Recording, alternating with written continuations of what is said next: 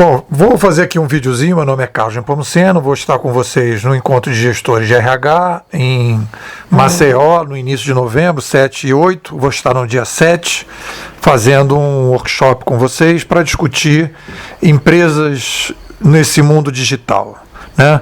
Eu sou um jornalista, trabalho com internet desde 1995, tenho uma empresa, né? Já fiz mais de 400 projetos nesse campo, na área de estratégia, de tudo que vocês possam imaginar, e mais recentemente, há 7 anos, lancei com o professor Marcos Cavalcante da COP o livro, talvez o primeiro livro que falou sobre o Web 2.0 no Brasil, chamado Conhecimento em Rede, pela editora Campos. Nesse livro, com 2 partes. Na primeira, um cenário sobre o mundo digital, e a segunda parte, uma metodologia prospectiva. Nesses últimos 7 anos eu venho tentando implantar, né, a partir desse cenário, com essa metodologia, projetos de conhecimento em rede nas organizações. E lancei agora, em agosto, fiz questão de garantir que vocês recebessem o livro agora em Maceió, o livro chamado Gestão 3.0, a crise das organizações tradicionais, que resume o longo processo, né, com centenas de conversas com diversos tipos de alunos em várias empresas sobre tudo isso que tem acontecido. E houve uma evolução no pensamento e houve, obviamente, mudanças tanto no cenário quanto na metodologia. Então, o que eu posso dizer a metodologia que a gente tentou implantar nesses últimos 7 anos não funcionou. Não funcionou porque havia um erro, na minha opinião, de diagnóstico no cenário.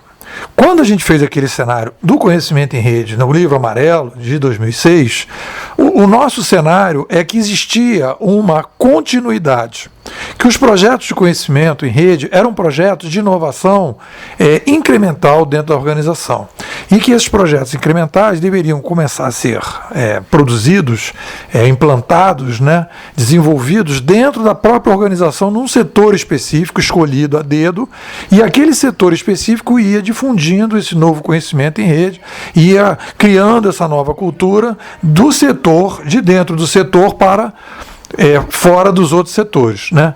Então a gente fez isso em várias empresas, etc, e isso não funcionou, porque existia esse erro de cenário.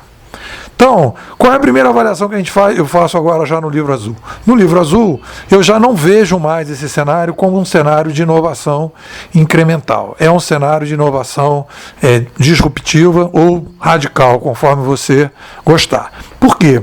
Porque a gente vai analisar esse cenário, aí a gente já teve vários pesquisadores que entraram no meio dessa roda para poder fazer essa revisão do cenário, para a gente entender que a gente está diante de uma revolução cognitiva que já aconteceu com a chegada do alfabeto na Grécia, que mudou, né, o modelo da Grécia, tanto do ponto de vista da filosofia como da democracia na Grécia, e depois a gente vai analisar uma revolução cognitiva do papel impresso em 1450, que vai fazer todas as mudanças que aconteceram posteriormente no mundo ocidental, que nos legou o capitalismo e a democracia que a gente conhece hoje e as organizações que a gente conhece hoje. Então, eu faço uma revisão do cenário para dizer, nós não estamos diante de uma continuidade, as organizações não continuarão do mesmo jeito que estão hoje. E aí não é uma continuação, uma mudança que a gente estava no livro amarelo trabalhando, que é uma mudança apenas, né, incremental, de mudanças pequenas. É uma mudança radical, é uma mudança disruptiva, em que a gente tem um modelo de tomada de decisões hoje piramidal, e a gente vai passar para um modelo de tomada de decisões e de construção das verdades, né, em rede, numa rede descentralizada, em alguns momentos até distribuída, em que você tem um outro modelo de governança da espécie. E é isso que eu trabalho na primeira parte do livro azul, em que a gente estaria indo para uma nova governança da espécie, essa governança da espécie fortemente trabalhando em plataformas digitais colaborativas, motivados principalmente, e aí é um outro elemento que eu trabalho novo nesse livro, que no aumento da população. Quando nós fizemos a Revolução Francesa, nós tínhamos 1 bilhão de pessoas no mundo, e hoje nós temos 7 bilhões de pessoas. Então,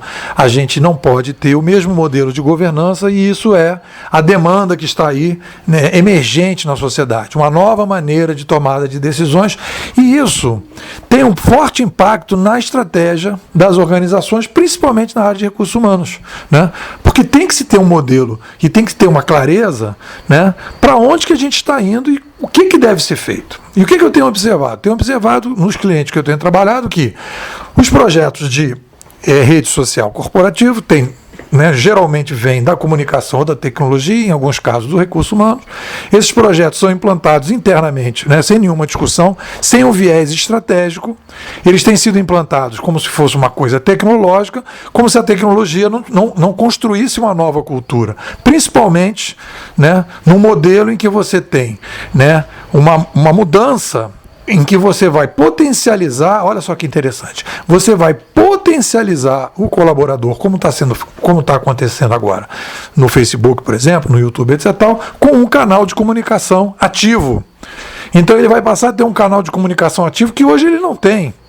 Então o que significa ter esse canal de comunicação ativo? Ele vai ficar fazendo o que no canal? Ele vai sugerir coisas, colaborar? Não, ele quer participar. Ele vai começar a demandar uma participação na tomada de decisões. Ele vai querer fazer mudanças nos processos da organização. Ele vai querer sugerir coisas e vai querer que essas coisas aconteçam dentro da organização. E o que vai acontecer? A organização, no modelo que ela está hoje, ela não está pronta para receber esse tipo, né, de demanda. E isso internamente. E externamente a mesma coisa em relação aos clientes, aos fornecedores, etc.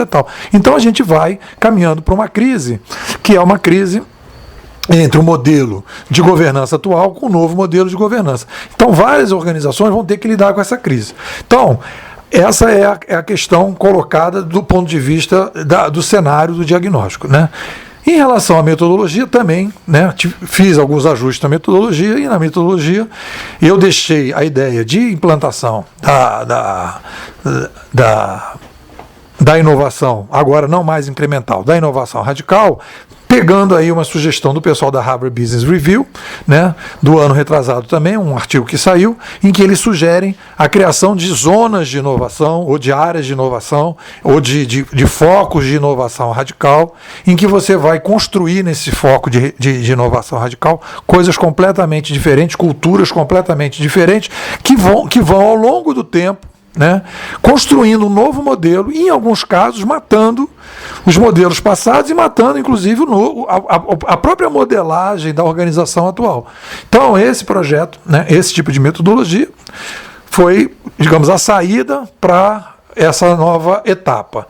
Esse tipo de metodologia eu comecei a implantar num laboratório de inovação colaborativa na Prefeitura do Rio de Janeiro, na área ali na Iplan Rio, que é a área de tecnologia da Prefeitura do Rio, e eu tenho começado a trabalhar com ele desde agosto do ano passado. Então temos aí, né, praticamente quase 1 ano e meio já de experiência da criação desse laboratório de inovação. Tenho 2 novos clientes que eu estou começando a trabalhar, né?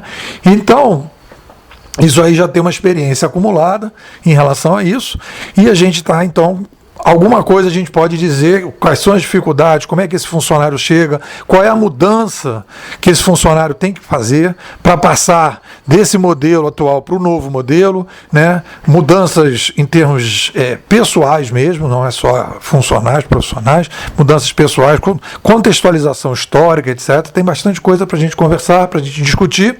Eu sugiro a vocês, para a gente aquecer aí os nossos tamborins, fazer o seguinte: vocês darem uma olhadinha no meu blog, nepo.com.br, vou repetir, nepo.com.br, ali tem vários artigos que estão atualizados em relação ao livro, inclusive, são mais novos, discussões que eu tenho feito mais recentes. O blog, eu já aviso, é um blog mais teórico-filosófico, ali eu faço o desenvolvimento das minhas ideias, dos meus conceitos, em que os meus alunos mais especializados que me acompanham participam, né? Então não é um blog de consumo rápido, nem é um blog que você vai ter ali o que tem no livro, por exemplo, que é muito mais mastigado, né?